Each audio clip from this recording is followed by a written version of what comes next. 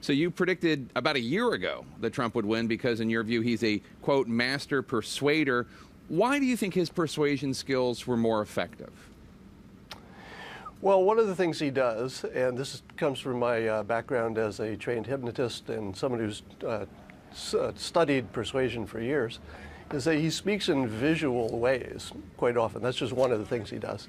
So if you look at his immigration plan, he talks about a wall, something you visualize. When he was answering questions about his comments about women, he mentioned Rosie O'Donnell because you immediately go to that visual image and it takes you off the questions.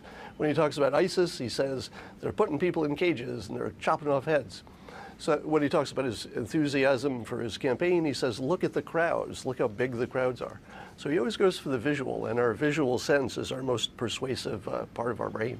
But I think you'll see in Trump what I call A/B testing.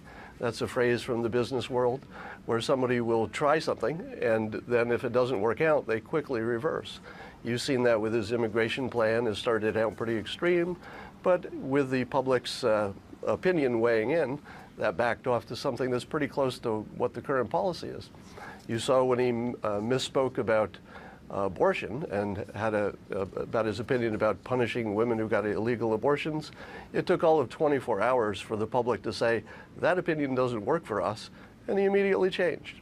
So you see it again in Obamacare. You see the public saying, yeah, we like you emotionally, we like what you're saying about getting rid of the bad parts, but now he's free to say, well, some of the good parts we're going to keep.